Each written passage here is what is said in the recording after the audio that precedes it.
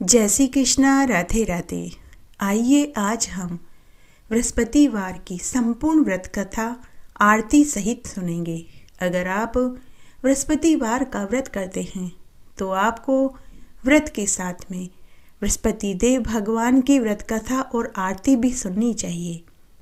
इससे व्रत करने के साथ कथा सुनने का भी संपूर्ण फल प्राप्त होता है। आइए सबसे पहले हम बृहस्पति देव भगवान के नाम का जयकारा लगाएंगे। उसके बाद में बृहस्पति देव भगवान की व्रत कथा और अंत में आरती सुनेंगे। जय हो बृहस्पति देव भगवान की जय। केले के पेड़ को सींचने की एक पौराणिक पवित्र कहानी सुनते हैं।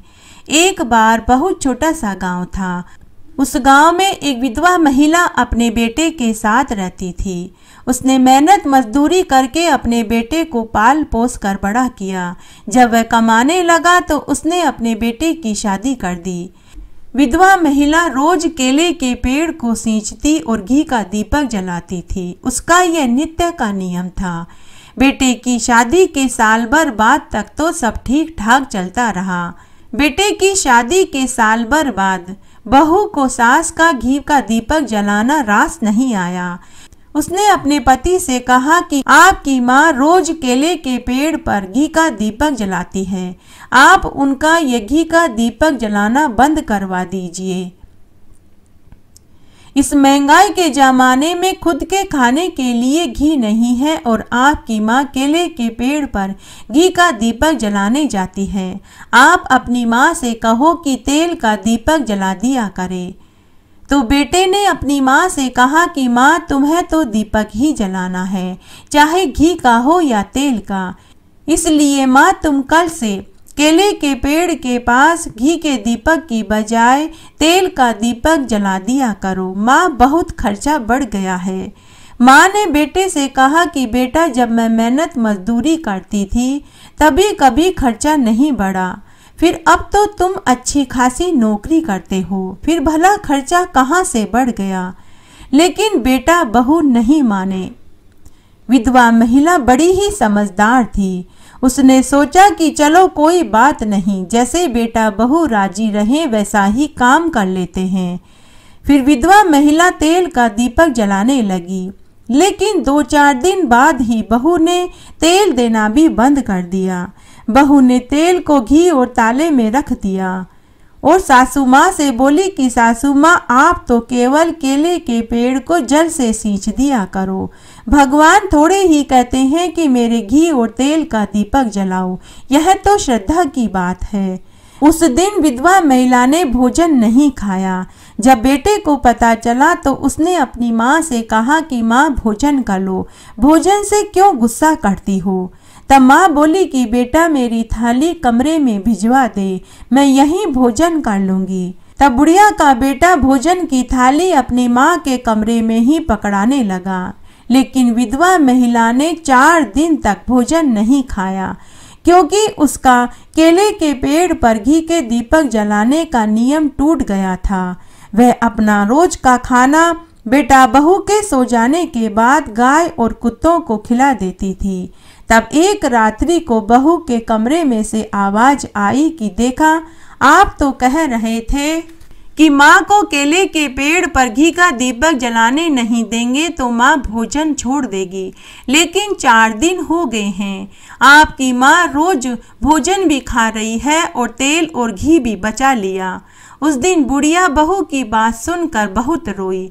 रोते रोते ही उसे नींद आ गई। नींद में ही भगवान विष्णु ने कहा कि अरे बुढ़िया तू क्यों रोती है, मैं हूँ ना, मैं सब ठीक कर दूंगा। तू कल केले के पेड़ को सींचने आना, तब तू खुद देख लेना। सुबह जब विधवा महिला सोकर उठी तो उसे रात्रि के स्वप्न वाली बात याद आई। उसने सोचा कि मैं घी का दीपक केले के पेड़ पर नहीं जला रही हूँ तो ऐसे ही यह स्वप्न आ गया होगा। और यह सत्य भी है, हम जिस बात को याद करके सोते हैं तो स्वप्न भी उसी से मिलता जुलता दिखाई देता है।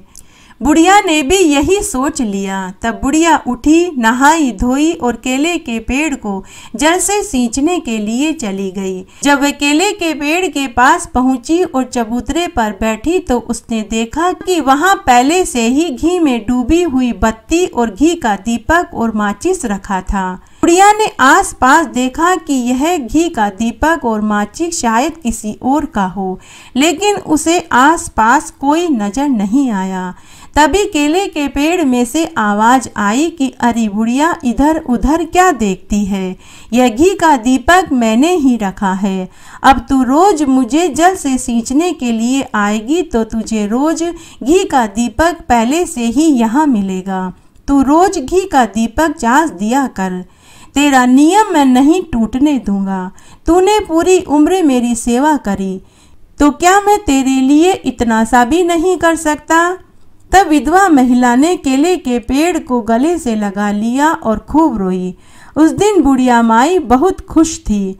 उसने पहले केले के पेड़ को जल से सींचा, फिर घी का दीपक जलाया, 5 परिक्रमा करी और बेटा बहू की खुशहाली की प्रार्थना करी और घर आ गई। उसने आते ही अपनी बहू से कहा कि बहू भोजन परोस दे। बहू ने भोजन परोस दिया। बुढ़िया माई ने खुशी खुशी भोजन खाया और सो गई। दूसरे दिन बहू के भाई भौजाई घर आए।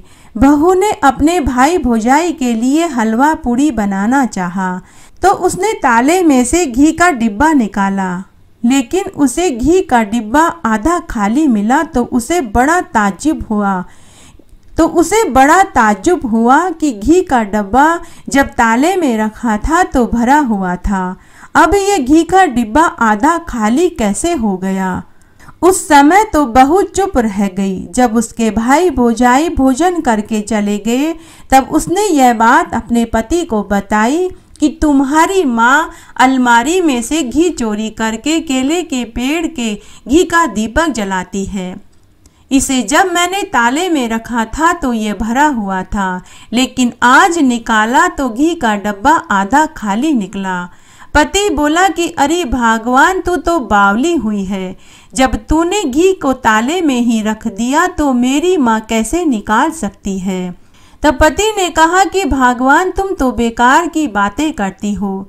तब बहू ने कहा कि हमें घी की अलमारी की और तुम्हारी माँ दोनों की निगरानी करनी चाहिए, तभी सच्चाई का पता चलेगा।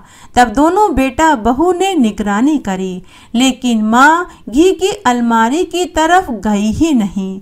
दूसरे दिन सुबह जब उसकी माँ केले के पेड़ को सींचने गई तो बेटा बहू भी पीछा करते करते वहां पहुँचे। वहां पहुंचने के बाद दोनों बेटा बहू की आंखें फटी की फटी रह गई। उन्होंने देखा कि घी में डूबी हुई बत्ती और घी का दीपक पहले से ही रखा हुआ था। बेटा बहू को सारा माजरा समझ में आ गया। दोनों चुपचाप घर आ गए। बुढ़िया के बेटे ने घर आकर अपनी पत्नी से कहा कि मेरी माँ की मदद तो सब भगवान कर रहे हैं। अरे बावली, अब तू घी और तेल के ताले लगाने छोड़ दे। अगर यह देखकर भी तू नहीं समझी तो तू ही पाप की भागीन बनेगी। उस दिन बहू एकदम शांत हो गई। बुढ़िया माई पूजा करके घर आई तो बहू सास की रोटी मांगने से पहले ही रोटी सब्जी की थाली लेकर पहुंच गई और बोली कि सासू माँ, लो भोजन कर लो, और कल से आप केले के पेड़ को सींचने जाओ तो घी का दीपक लेकर के जाना। आपका बेटा कल ही 2 किलो घी बाजार से लेकर आए हैं। बुढ़िया को बड़ा आश्चर्य हुआ कि आज तो रोटियों में भी घी लगा हुआ है और बहू की बातें भी घी से चुपड़ी चुपड़ी लग रही है। जरूर मेरे ही बेटे ने इसे कुछ कहा होगा। इस तरह दूसरे दिन बुढ़िया माई घी का दीपक लेकर गई तो उस दिन बुढ़िया को वहां घी का दीपक नहीं मिला। बुढ़िया समझ गई कि भगवान को मालूम चल गया कि आज तो मैं घर से ही घी का दीपक ला रही हूँ, इसलिए उन्होंने घी का दीपक नहीं रखा। इस तरह अब बुढ़िया माई घर से घी ले जाने लगी, लेकिन जितना घी डिब्बे में से निकालती डिब्बा वापस घी से भर जाता। इस बात पर बुढ़िया ने तो ध्यान नहीं दिया, लेकिन बेटा बहू का बराबर ध्यान रहा। बेटे ने अपनी पत्नी से कहा कि मेरी माँ तो देवी है, देवी अन्नपूर्णा है, साक्षात अन्नपूर्णा। उस दिन बहू ने भी यह बात स्वीकार कर ली। दूसरे दिन बहू अपनी सास से बोली कि सासू माँ, अब मैं भी आपके साथ केले के पेड़ को सींचने और घी का दीपक जलाने चलूंगी। उसके बाद सास के साथ बहू भी पूरे पुरुषोत्तम मास में केले के पेड़ को सींचने और घी का दीपक जलाने के लिए जाने लगी। इस तरह पूरा पुरुषोत्तम मास का महीना बीत गया। पुरुषोत्तम मास की पूर्णिमा के दिन सास ने अपनी बहू से कहा कि बहू तूने पूरे 1 महीने तक केले के पेड़ को सींचा और घी का दीपक जलाया है, तो तुझे इसका उद्यापन भी करना चाहिए। कल पुरुषोत्तम मास की पूर्णिमा तिथि है। तू कल एक जोड़ी ब्राह्मण को भोजन कराने के लिए बुलाकर के लाना। उनके लिए स्वादिष्ट मालपुए, खीर, पूड़ी और कचौरी बनाना। दूसरे दिन बहू ने ऐसा ही किया। तब बहू ने स्वादिष्ट मालपुए, पूड़ी, खीर, कचौड़ी आदि बनाई और गांव में से एक जोड़ी ब्राह्मण को भोजन कराने के लिए बुलाकर के ले आई और उन्हें स्वादिष्ट भोजन खिलाया और अन्न, वस्त्र और रुपया और 33 मालपुए का दान भी दिया। इस तरह पुरुषोत्तम मास की पूर्णिमा तिथि निकल गई। दूसरे दिन जब बेटा, बहू और सास सोकर उठे तो उनका घर अन्न धन के भंडार से भरा पड़ा था। जगह जगह अन्न और धन की ढेरियां पड़ी थी। यह देखकर बुढ़िया के बेटा बहू की आंखें चमक उठी। तब बुढ़िया माई ने अपने बेटा बहू से कहा कि तुमने पूरे पुरुषोत्तम मास में स्नान किया, केले के पेड़ को सींचा और केले के पेड़ पर घी का दीपक जलाया, तुम्हें उसी का फल मिला है। हे पुरुषोत्तम भगवान, जैसा फल आपने बुढ़िया माई और उसके बेटा बहू को दिया वैसा सबको देना। कहानी कहने वाले को, सुनने वाले को और हुक्कारा भरने वाले को। गुरुवार की व्रत कथा। एक बार एक नगर में एक सेठ सेठानी अपने 2 बेटा बहुओं और 2 बेटियों के साथ रहते थे। सभी का विवाह हो चुका था। सेठ सेठानी और उनके परिवार के सभी लोग बड़े ही धार्मिक विचारों के थे। सभी दया भाव वाले, दूसरों की सेवा में तत्पर रहने वाले थे। सेठ सेठानी हर गुरुवार का व्रत करते थे और भगवान विष्णु और माता लक्ष्मी का पूजन करते थे। घर में धन दौलत की कोई कमी नहीं थी। सेठ सेठानी और उसके बेटा बहू खूब दान पुण्य करते थे। सेठ जी आए दिन भजन कीर्तन भंडारे करवाते रहते थे। भागवत कथा, राम कथा, सुंदरकांड का पाठ करवाते। साधु संतों की सेवा, गायों को हरा चारा डालना, कुएं, तालाब, बावड़ी खुदवाना, गरीबों के लिए अनाथ आश्रम खुलवाना, गरीब लड़कियों की शादी करवाना, वृद्धाश्रम खुलवाना, वृद्धों की मदद करना, प्याऊ खुलवाना, ऐसे सभी कार्य सेठ सेठानी करते रहते थे। माता लक्ष्मी की उस परिवार पर असीम अनुकंपा थी। एक दिन सेठ सेठानी ने अपने दोनों बहुओं को भी गुरुवार का व्रत झिलवा दिया। अब दोनों बहुएं भी बड़े ही श्रद्धा भाव से और ईमानदारी से गुरुवार का व्रत करने लगे। परंतु लक्ष्मी जी तो चंचल होती है, कभी किसी के पास हमेशा नहीं रहती। आज इसके घर तो कल उसके घर। तब एक बार की बात है, सेठ जी ने स्वप्न में देखा कि एक सुर्ख लाल जोड़े में एक महिला उनके घर से जा रही है। तब सेठ जी ने स्वप्न में ही पूछा कि आप कौन हैं और मेरे घर कब आई और अब आप वापस क्यों जा रही हैं? तब वह देवी बोली कि हे भक्त, मैं तो माता लक्ष्मी हूँ। अब मैं तेरा घर छोड़कर जा रही हूँ। सेठ जी ने पूछा कि हे माता लक्ष्मी, मुझसे या मेरे परिवार से कोई भूल हो गई है जो आप रुष्ट होकर जा रही हैं? तो माता लक्ष्मी बोली कि नहीं भक्त, तुमसे और तुम्हारे परिवार से कोई भूल नहीं हुई, परंतु मैं तो स्वभाव से ही चंचल हूँ। मुझे तुम्हारे घर में रहते हुए कई बरस हो गए। अब मैं किसी और का उद्धार करने के लिए जा रही हूँ। तब माता लक्ष्मी बोली कि हे भक्त, मैं जाते जाते तुम्हें एक वर देना चाहती हूँ, तुम कोई वर मांग लो। तो सेठ जी माता लक्ष्मी से बोले कि हे माता लक्ष्मी, मैं अपने बेटा, बहू और पत्नी से पूछकर बताऊंगा।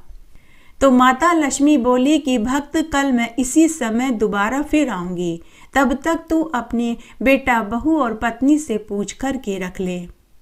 दूसरे दिन सुबह सेठ जी जब सोकर उठे तो उन्हें अपने स्वप्न वाली बात याद आई। उन्होंने अपने बेटा, बहुओं और पत्नी से कहा। तब बड़े बेटे की बहू बोली कि पिताजी, आप खूब सारा अनाज मांग लीजिए, जिससे खाने पीने में कभी कमी ना आए। तब छोटे बेटे की बहू बोली कि पिताजी, खूब सारे अनाज मांगेंगे तो उसमें कीड़े लग जाएंगे। आप तो हीरे, मोती, सोने चांदी के कलश मांग लीजिए, हम उन्हें बेचकर अपना घर चला लेंगे। तब सेठ जी ने अपनी पत्नी से पूछा, तो सेठानी बड़ी ही समझदार थी, उसने पूरी उम्र गुजारी थी। तब वह बोली कि अगर लक्ष्मी जी ही चली जाएंगी तो अन्न के गोदाम और हीरे, मोती, सोने चांदी भी नहीं रहेंगे।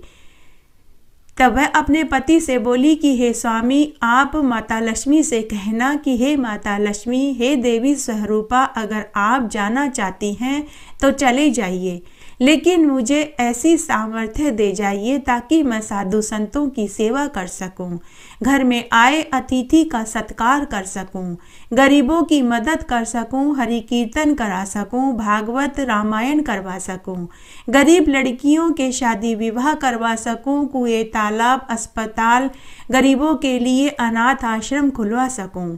हे स्वामी, आप बस माता लक्ष्मी से यही बोल देना। फिर दूसरी रात्रि को माता लक्ष्मी पुनः अर्धरात्रि को सेठ जी के स्वप्न में आई और बोली कि भक्त, वरदान मांग, मैं तुझे वर देना चाहती हूँ।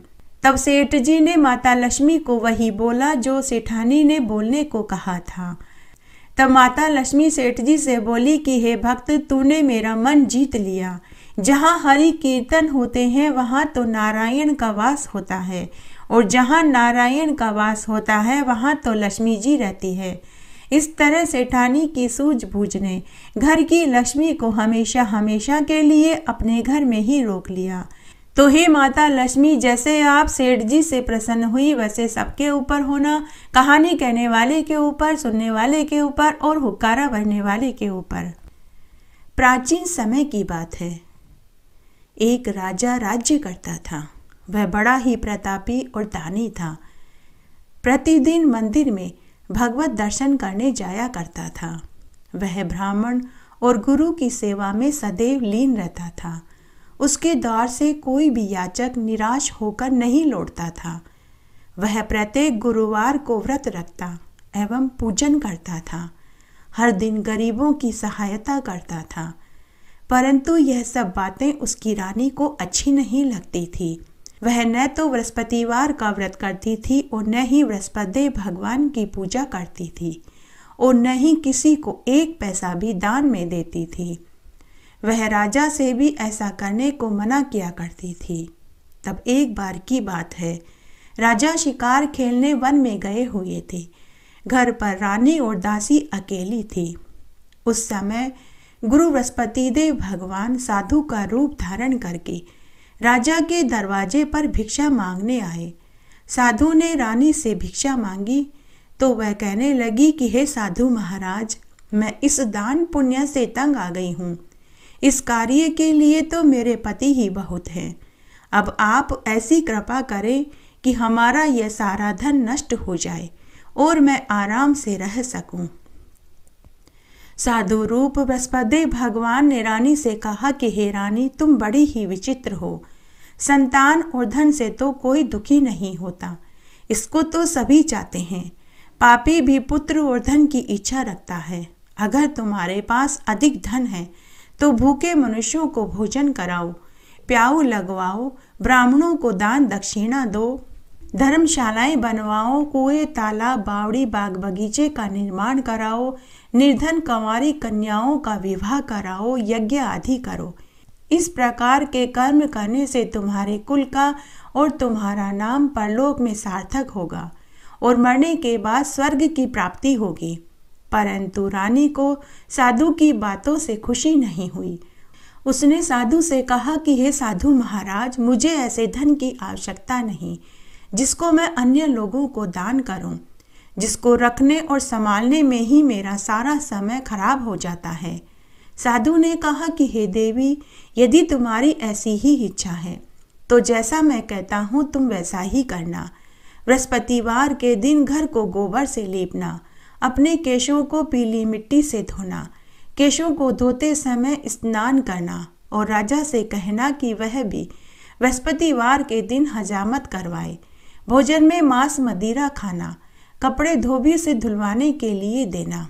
इस प्रकार 7 गुरुवार करने से ही तुम्हारा सारा धन नष्ट हो जाएगा। यह कहकर साधु रूपी बृहस्पति भगवान अंतर्ध्यान हो गए। रानी ने साधु के कहने के अनुसार 7 बृहस्पतिवार तक ऐसा ही करने का विचार किया। साधु के बताए अनुसार कार्य करते हुए केवल 3 बृहस्पतिवार ही बीते थे कि उसकी समस्त धन संपत्ति नष्ट हो गई।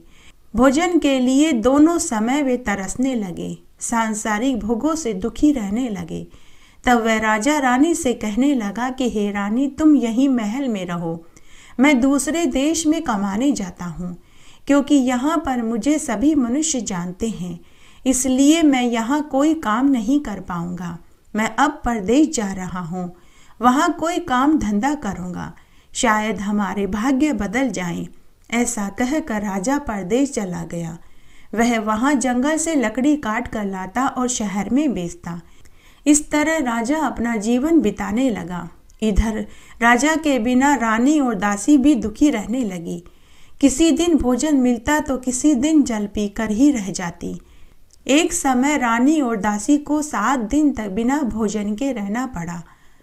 तो रानी ने अपनी दासी से कहा कि हे दासी, यहाँ पास ही एक नगर में मेरी बड़ी बहन रहती है, वह बड़ी धनवान है, तू उसके पास जा और वहाँ से 5 सेर बेझर मांग कर ले आ, जिससे हमारा कुछ समय आसानी से गुजर जाएगा। दासी रानी के बहन के पास गई। रानी की बहन उस समय बृहस्पति भगवान का पूजन कर रही थी। उस दिन बृहस्पतिवार का दिन था। दासी ने रानी की बहन से कहा कि हे रानी, मुझे आपकी बहन ने भेजा है, मुझे 5 सेर बेझर दे दो। दासी ने यह बात अनेक बार कही, परंतु रानी की बहन ने कोई उत्तर नहीं दिया, क्योंकि उस समय वह बृहस्पतिवार की कथा कहानी कह और सुन रही थी। जब दासी को रानी की बहन से कोई उत्तर नहीं मिला तो वह दुखी हो गई। उसे थोड़ा क्रोध भी आया। वह लौटकर महल में आई और रानी से बोली कि हे रानी, आपकी बहन तो बहुत धनी स्त्री है, वह छोटे लोगों से बात नहीं करती। मैंने उससे कई बार कहा, लेकिन उन्होंने कोई उत्तर नहीं दिया, तो मैं वापस चली आई। रानी बोली कि हे दासी, इसमें मेरी बहन का कोई दोष नहीं। जब बुरे दिन आते हैं तो खुद की छाया भी साथ छोड़ देती है। अच्छे बुरे का पता विपत्ति में ही चलता है। जो ईश्वर की इच्छा होगी वही होगा।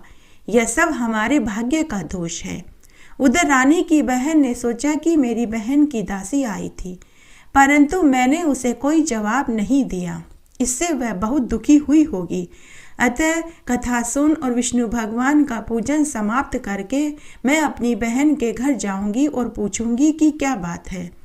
तब बहन ने विष्णु भगवान का पूजन किया, कथा कहानी समाप्त करी और अपनी बहन के घर आई और पूछने लगी कि हे बहन, उस समय मैं बृहस्पति भगवान की कथा कहानी कह और सुन रही थी, इसलिए बीच में न मैं उठ सकती थी नहीं बोल सकती थी, इसलिए मैंने तुम्हारी दासी को कोई जवाब नहीं दिया।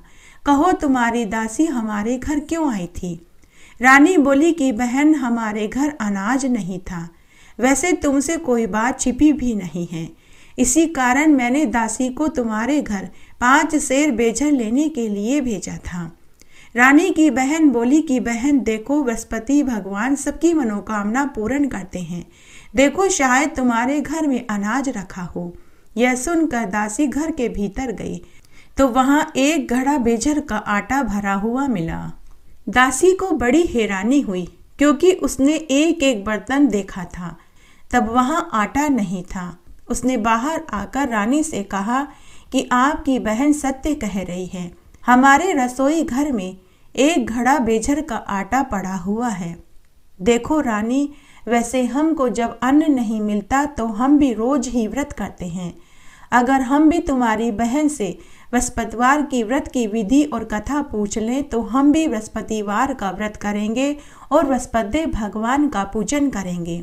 दासी के कहने पर रानी ने अपनी बहन से बृहस्पतिवार व्रत के बारे में पूछा तो उसकी बहन ने कहा कि हे रानी कि बृहस्पतिवार को सूर्य उदय से पूर्व उठकर स्नान करके बृहस्पतिवार के व्रत का संकल्प करना चाहिए, लेकिन उस दिन सिर नहीं धोना चाहिए। बृहस्पतिवार के व्रत में चने की दाल और मुनक्का से विष्णु भगवान का और केले के पेड़ की जड़ में पूजन करें। घी का दीपक जलाएं। उस दिन एक ही समय भोजन करें। भोजन पीले पदार्थ का ही करें तथा कथा सुने और नमक भी न खावें। इस प्रकार व्रत करने से बृहस्पति भगवान प्रसन्न होते हैं, अन्न पुत्र और धन देते हैं, मनोकामना की पूर्ति करते हैं। व्रत और पूजन की विधि बताकर रानी की बहन वापस अपने घर लौट गई। रानी और दासी दोनों ने निश्चय किया कि अब हम भी बृहस्पति भगवान का पूजन करेंगे और बृहस्पतिवार का व्रत करेंगे। 7 दिन बाद जब बृहस्पतिवार का दिन आया तो उन्होंने व्रत का संकल्प लिया। दासी गुड़साल में जाकर चना और गुड़ बीन कर ले आई। उसी दाल और गुड़ से केले के पेड़ की जड़ की और विष्णु भगवान का पूजन किया। पूजन करने के बाद दोनों ने सोचा कि अब पीला भोजन कहाँ से आएगा। दोनों बड़ी दुखी हुई, परंतु उन्होंने व्रत किया था, इस कारण बृहस्पति भगवान प्रसन्न हो गए। बृहस्पति भगवान एक साधारण व्यक्ति के रूप में उनके महल में आए और 2 थाल में स्वादिष्ट पीला भोजन देकर चले गए और दासी से कहा कि हे दासी, यह भोजन तुम्हारा और तुम्हारी रानी के लिए है, तुम दोनों भोजन कर लेना। दासी भोजन पाकर बहुत खुश हुई और उसने रानी से कहा कि हे रानी जी, भोजन कर लो। रानी को भोजन के बारे में पता नहीं था, इसलिए वह दासी से बोली कि जा तू ही भोजन कर ले, क्योंकि तू मेरा मजाक उड़ा रही है। दासी बोली कि हे रानी, एक व्यक्ति अभी थोड़ी देर पहले आया था, वह हम दोनों के लिए भोजन देकर गया है। रानी कहने लगी कि वह भोजन तेरे ही लिए देकर गया होगा, तू ही कर ले। दासी ने कहा कि वह व्यक्ति हम दोनों के लिए 2 थाल में भोजन देकर गया है, इसलिए हम दोनों ही साथ साथ भोजन करेंगे। उसके बाद रानी और दासी दोनों ने बृहस्पति भगवान को प्रणाम किया और भोजन किया। उसके बाद वे प्रत्येक बृहस्पतिवार को बृहस्पति भगवान का व्रत और पूजन करने लगी। बृहस्पति भगवान की कृपा से उनके घर में खूब धन दौलत हो गई, परंतु रानी फिर से पहले की तरह आलस्य करने लगी। तब दासी रानी से बोली कि देखो रानी, तुम पहले भी इस प्रकार आलस्य करती थी, तुम्हें धन के रखने में कष्ट होता था, इसी कारण हमारा सारा धन नष्ट हो गया। अब हमें बृहस्पति भगवान की कृपा से धन मिला है तो तुम फिर से आलस्य कर रही हो। बड़ी मुसीबतों के बाद हमने यह धन पाया है, इसलिए हमें दान पुण्य करना चाहिए। तुम भूखे मनुष्यों को भोजन कराओ, प्याऊ लगवाओ, ब्राह्मणों को दान दो, कुआं तालाब बावड़ी का निर्माण करवाओ, मंदिर पाठशाला बनवाकर दान कर दो, कुंवारी ब्राह्मण कन्याओं के विवाह करवाओ, धन को शुभ कार्य में खर्च करो, जिससे तुम्हारे कुल का यश बढ़ेगा और मरने पर स्वर्ग मिलेगा और तुम्हारे पितर भी प्रसन्न होंगे। दासी की बात सुनकर रानी ने इसी प्रकार के कर्म करने शुरू कर दिए, जिससे उनकी खूब ख्याति फैलने लगी। एक दिन रानी और दासी आपस में विचार करने लगी कि न जाने राजा जी किस दशा में होंगे। उनकी कोई खोज खबर भी नहीं मिली। रानी और दासी दोनों ने बृहस्पति भगवान से प्रार्थना करी। तब एक रात्रि में बृहस्पति भगवान ने राजा को स्वप्न में दर्शन देकर कहा कि हे राजा, उठ, तेरी रानी तुझको याद करती है, अब तू अपने देश वापस लौट जा।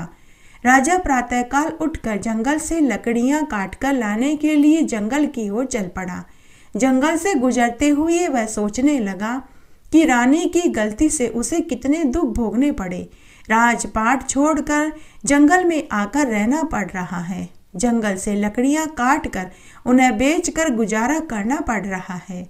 उसी समय उस जंगल में बृहस्पति भगवान एक साधु का रूप धारण करके आए और राजा के पास आकर बोले कि हे लकड़हारे, तुम इस सुनसान जंगल में किस चिंता में बैठे हो, मुझे बतलाओ।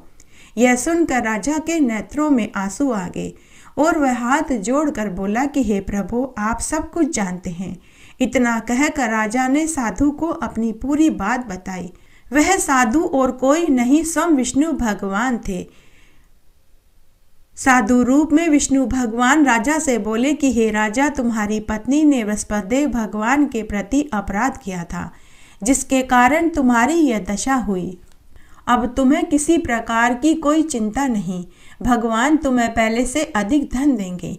देखो, तुम्हारी पत्नी भी बृहस्पतिवार का व्रत करने लग गई और बृहस्पतिदेव भगवान की पूजा करने लग गई। अब तुम भी बृहस्पतिवार का व्रत करके चने की दाल और गुड़ जल के लोटे में डालकर केले के पेड़ की पूजा करो, कथा कहानी सुनो। भगवान बृहस्पतिदेव तुम्हारी भी सभी मनोकामनाओं को पूर्ण करेंगे। साधु की बात सुनकर राजा बोला कि हे प्रभु, मुझे लकड़ी बेचकर इतना पैसा नहीं मिलता जिससे कि मैं भोजन करने के उपरांत कुछ बचा सकूं। मैंने रात्रि में अपनी रानी को व्याकुल देखा। मेरे पास कोई साधन भी नहीं जिससे मैं उनके समाचार जान सकूं।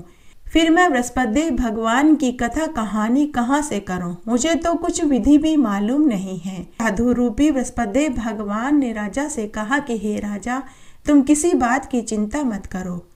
बृहस्पतिवार के दिन तुम रोजाना की तरह लकड़ियां लेकर शहर में जाओ। तुम्हें उस दिन दुगना धन प्राप्त होगा, जिससे तुम भली भांति भोजन कर लोगे और बृहस्पतिवार के पूजा की सामग्री भी तुम ले आओगे। और बृहस्पति देव की कथा इस प्रकार है जो मैं तुम्हें सुनाता हूँ। तब साधु रूप में बृहस्पतिदेव भगवान ने राजा को जो कथा सुनाई वह इस प्रकार थी। प्राचीन काल में एक बहुत निर्धन ब्राह्मण था। उसके कोई संतान नहीं थी। वह नित्य पूजा पाठ किया करता था, परंतु उसकी स्त्री बहुत मलिनता के साथ रहती थी। वह न स्नान करती थी, न किसी देवता का पूजन करती थी। प्रातःकाल उठते ही वह भोजन कर लेती थी, बाद में अन्य कार्य करती थी।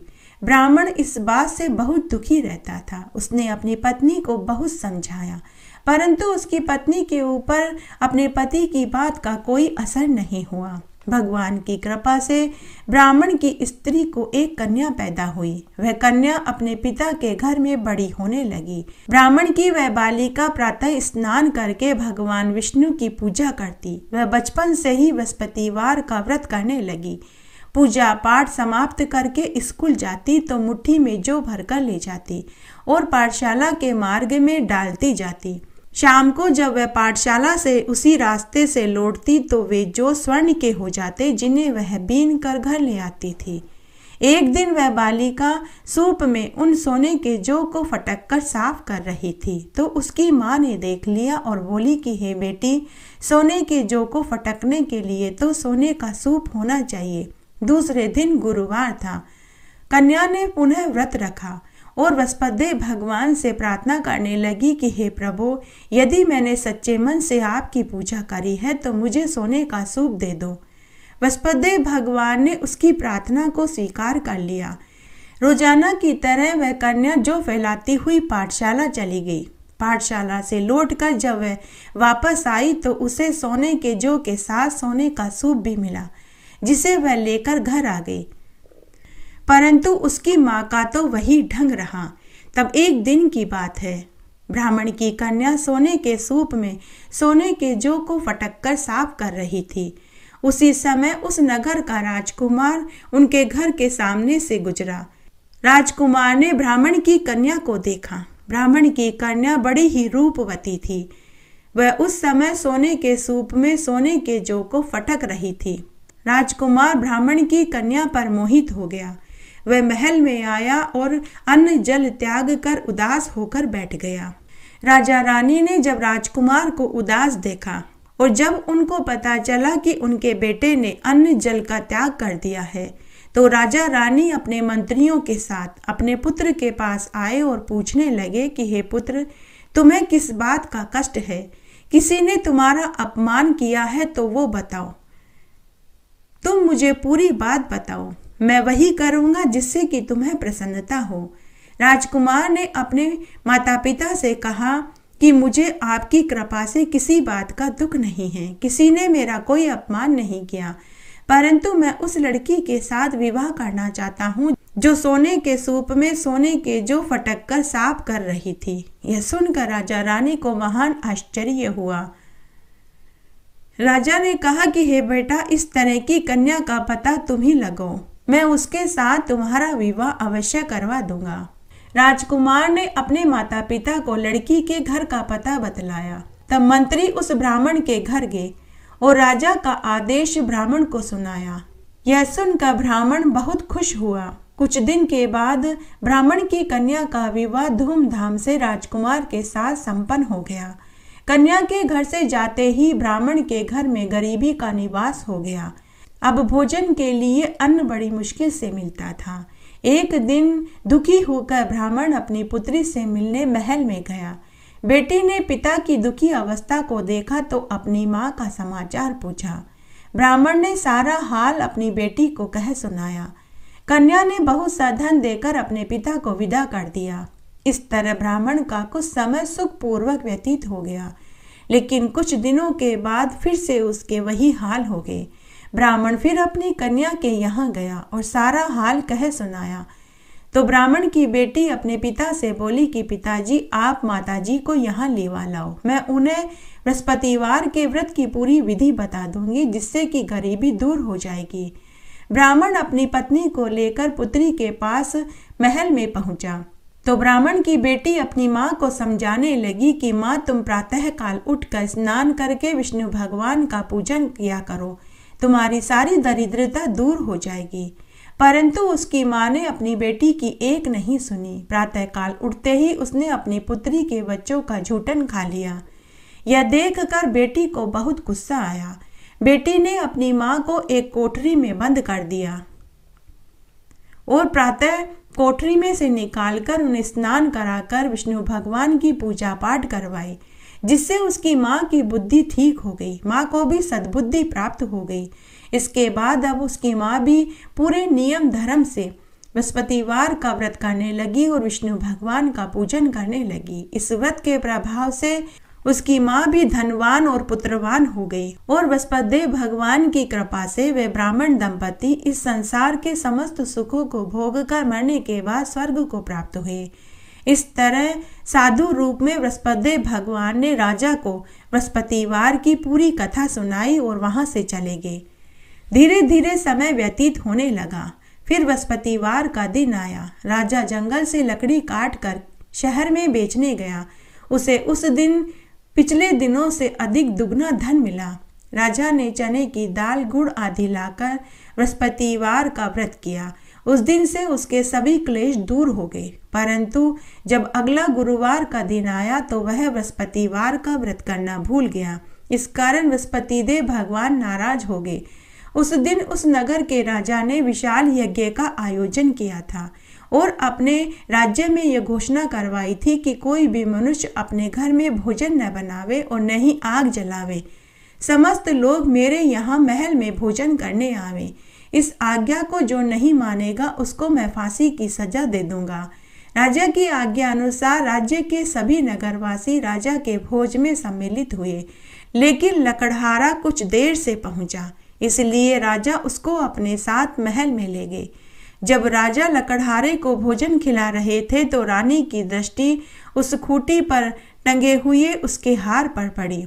उसे हार खूंटी पर दिखाई नहीं दिया। रानी ने निश्चय कर लिया कि मेरा हार इसी लकड़हारे ने चुराया है। उसी समय सैनिक बुलवाकर उसे जेल में डलवा दिया। जब लकड़हारा जेल खाने में गया तो वह बहुत दुखी हुआ और विचार करने लगा कि न जाने कौन से पूर्व जन्म के कर्म से मुझे ये दुख देखने पड़ रहे हैं। और वह उसी साधु को याद करने लगा जो उसे जंगल में मिला था। उसी समय बृहस्पति भगवान साधु के रूप में वहां प्रकट हो गए और उसकी दशा को देख कर कहने लगे कि अरे मूर्ख, तूने बृहस्पति देवता की कथा नहीं करी और न ही बृहस्पतिवार का व्रत किया। इसी कारण तुझे ये दुख देखने पड़ रहे हैं। अब तू चिंता मत कर। बृहस्पतिवार के दिन जेलखाने के दरवाजे पर तुझे 4 पैसे पड़े मिलेंगे। उनसे तू बृहस्पति देव की पूजा करना, तेरे सभी कष्ट दूर हो जाएंगे। अगले बृहस्पतिवार को उसे जेलखाने के दरवाजे पर 4 पैसे पड़े मिले। राजा ने पूजा का सामान मंगवाकर कथा कही और प्रसाद बांटा उसी रात्रि को बृहस्पतिदेव भगवान ने नगर के राजा को स्वप्न में दर्शन देकर कहा कि हे राजा, तूने जिस आदमी को जेलखाने में बंद किया है वह निर्दोष है, वह भी एक नगर का राजा है, इसलिए प्रातःकाल होते ही तू उसे छोड़ दे। रानी का हार तुझे वहीं खूंटी पर टंगा हुआ मिलेगा। अगर तूने ऐसा नहीं करा तो मैं तेरे राज्य को नष्ट कर दूंगा। राजा प्रातःकाल उठा और खूंटी पर रानी का हार टंगा हुआ देखा तो उसी समय सैनिक को भेजकर लकड़हारे को जेल से रिहा करवाया और उसे महल में बुलवाया और उससे क्षमा मांगी और राजा को सुंदर सुंदर वस्त्र आभूषण पहनाकर और उसे खूब सारा धन देकर विदा कर दिया। बृहस्पतिदेव भगवान की आज्ञा से राजा अपने नगर को चल पड़ा। राजा जब नगर के निकट पहुंचा तो उसे बड़ा आश्चर्य हुआ। नगर में पहले से भी अधिक बाग, तालाब, कुएं, धर्मशाला, मंदिर बने हुए थे। राजा ने पूछा कि यह सब किसके हैं? यह बाग, धर्मशाला, मंदिर किसने बनवाए? तो नगर के लोग कहने लगे कि यह सब रानी और दासी ने बनवाए हैं। राजा को बहुत आश्चर्य हुआ और थोड़ा गुस्सा भी आया। जब रानी ने खबर सुनी कि राजा आ रहे हैं तो उसने अपनी दासी से कहा कि हे दासी, देख, राजा हमको बहुत बुरी हालत में छोड़कर गए थे। वह हमारी ऐसी दशा देखेंगे तो कहीं लौट न जाए, इसलिए तू दरवाजे पर खड़ी हो जा। रानी की आज्ञा अनुसार दासी दरवाजे पर खड़ी हो गई। जब राजा आए तो वह उन्हें आदर के साथ महल में लेकर आई। तब राजा ने आते ही क्रोध करके तलवार निकाल कर रानी से पूछा कि हे रानी, बताओ तुमने यह सारा धन कहाँ से प्राप्त किया? तब रानी ने कहा कि हमें यह सब धन बृहस्पतिदेव भगवान के व्रत और उनके पूजन के प्रभाव से प्राप्त हुआ है। राजा ने तब निश्चय कर लिया कि 7 रोज बाद तो सभी बृहस्पतिवार का पूजन करते हैं और व्रत करते हैं, परंतु मैं रोजाना दिन में 3 बार कथा कहा करूँगा और रोज व्रत करूँगा। अब वह हर समय अपने दुपट्टे में चने की दाल और गुड़ रखने लगा और दिन में 3 बार कथा कहने और सुनने लगा। एक रोज राजा ने विचार किया कि चलो अपनी बहन के यहाँ हो आवें। इस तरह का निश्चय कर राजा घोड़े पर सवार होकर अपने बहन के गांव की ओर चल पड़ा। मार्ग में उसने देखा कि कुछ आदमी एक मुर्दे को लिए जा रहे थे, तो राजा ने उनसे कहा कि अरे भाइयों, मेरे बृहस्पतिवार की कथा कहानी सुन लो। तो वे लोग बोले कि लो, हमारा तो आदमी मर गया और इसको अपनी कथा की पड़ी है। परंतु कुछ समझदार आदमी बोले कि कोई बात नहीं, हम पहले इसकी कथा कहानी सुन लेते हैं, उसके बाद हम मुर्दे को शमशान में लेकर चलेंगे। तब राजा ने चने की दाल और गुड़ निकाली और बृहस्पतिवार की कथा कहानी कहने लगा। जब कथा आदि हुई तो मुर्दा हिलने लगा और जब कथा समाप्त हो गई तो वह राम राम कहता हुआ उठकर खड़ा हो गया। वहां खड़े सभी लोगों को महान आश्चर्य हुआ। राजा वहां से आगे चल दिया। चलते चलते शाम हो गई थी। आगे मार्ग में उसे एक किसान खेत में हल चलाता हुआ मिला। राजा उस किसान से बोला कि अरे भाई, तुम मेरी बृहस्पतिवार की कथा सुन लो। किसान बोला कि जब तक मैं तेरी कथा सुनूंगा तब तक तो मैं खेत को जोत लूंगा। जा तू अपनी कथा किसी और को सुना दे। राजा वहां से आगे चलने लगा। राजा के हटते ही बैल पछाड़ खाकर गिर पड़े और किसान के पेट में दर्द होने लगा। उसी समय उस किसान की माँ रोटी लेकर आई। उसने जब ये देखा तो अपने पुत्र से पूछा। बेटे ने सारा हाल अपनी माँ से कहा। बुढ़िया माई बड़ी समझदार थी। वह भागी भागी राजा के पास आई और कहने लगी कि मैं तेरी कथा सुनने को तैयार हूँ, लेकिन तू कथा मेरे खेत पर चलकर ही कहना।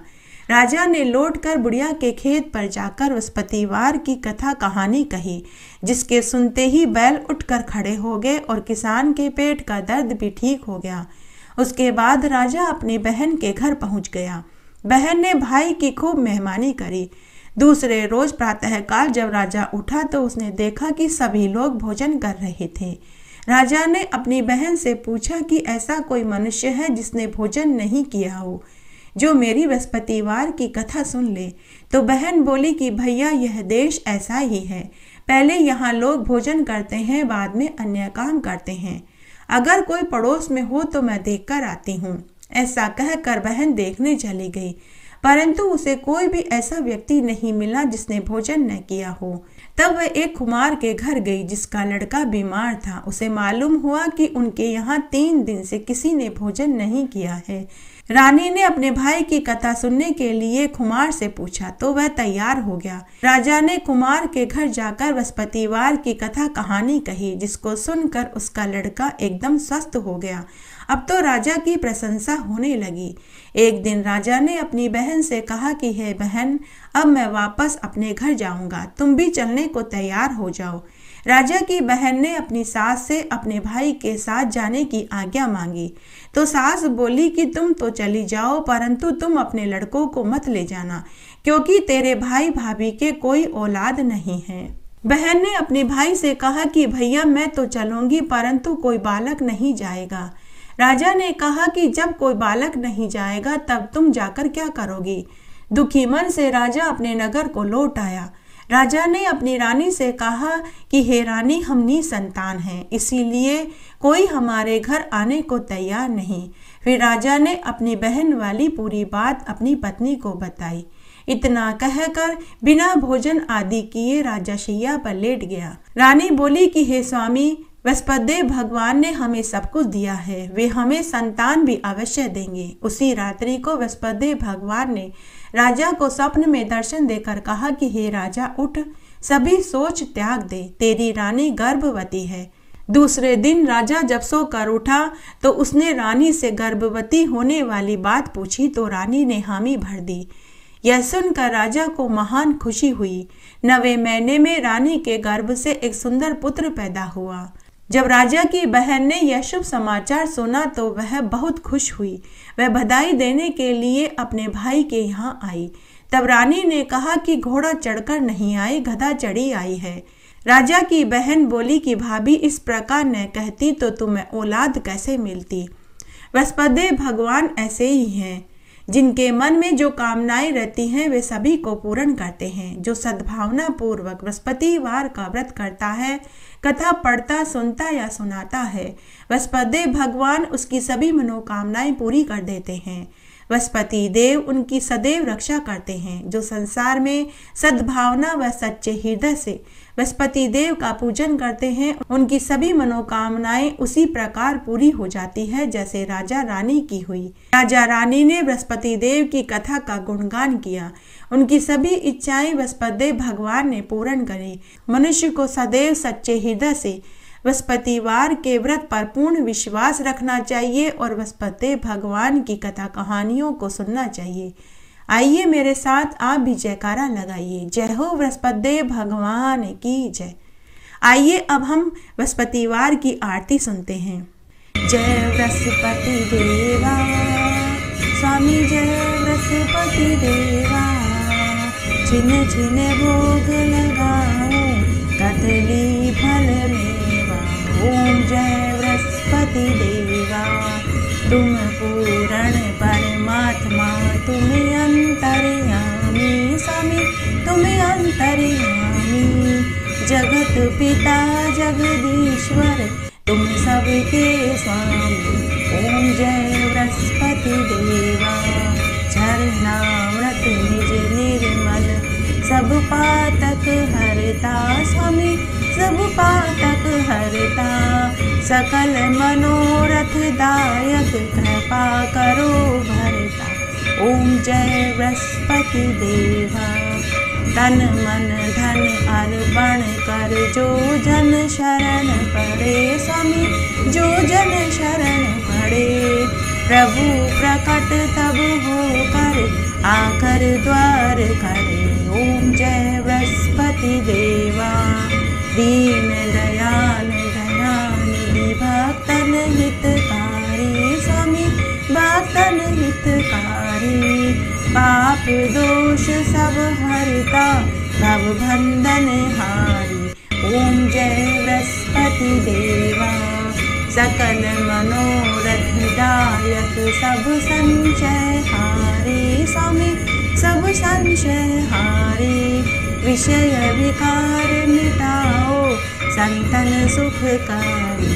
ओम जय बृहस्पति देवा, जो कोई आरती तेरी प्रेम सहित गावे स्वामी, प्रेम सहित हित गावे। जेठानंद आनंद करे सो निश्चय पावे। ओम जय बृहस्पति देवा। ओम जय जगदीश हरे। स्वामी जय जगदीश हरे। भक्त जनों के संकट दास जनों के संकट क्षण में दूर करे। ओम जय जगदीश हरे। जो ध्यावे फल पावे दुख बिन से मन का। स्वामी दुख बिन से मन का। सुख संपत्ति घर आवे कष्ट मिटे तन का। ओम जय जगदीश हरे।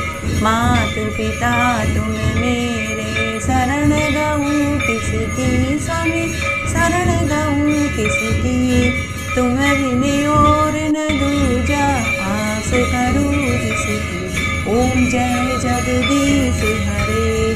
तुम पूर्ण परमात्मा तुम अंतर्यामी। स्वामी तुम अंतर्यामी। पार ब्रह्म परमेश्वर तुम सबके स्वामी। ओम जय जगदीश हरे।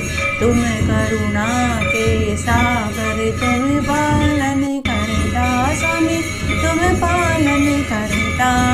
मैं मूर्ख खल पानी कृपा करो भरता। ओम जय जगदीश हरे। तुम हो एक अगोचर सबके प्राणपति। स्वामी सबके प्राणपति। किस विध मिलूं दया में तुम्हें को मैं कुमति। ओम जय जगदीश हरे। दीन बंधु दुख हरता तुम ठाकुर मेरे। स्वामी तुम रक्षक मेरे। अपने हाथ उठाओ द्वार पड़ा तेरे। ओम जय जगदीश हरे। विषय विकार मिटाओ पाप हरो देवा। स्वामी पाप हरो देवा। श्रद्धा भक्ति बढ़ाओ संतन की सेवा। ओम जय जगदीश हरे। तन मन धन सब कुछ है तेरा। स्वामी सब कुछ है तेरा। तेरा तुझको अर्पण क्या लागे मेरा। ओम जय जगदीश हरे। ओम जय जगदीश हरे। स्वामी जय जगदीश हरे। भक्त जनों के संकट दास जनों के संकट क्षण में दूर करे। ओम जय जगदीश हरे। जय हो बृहस्पति देव भगवान की जय।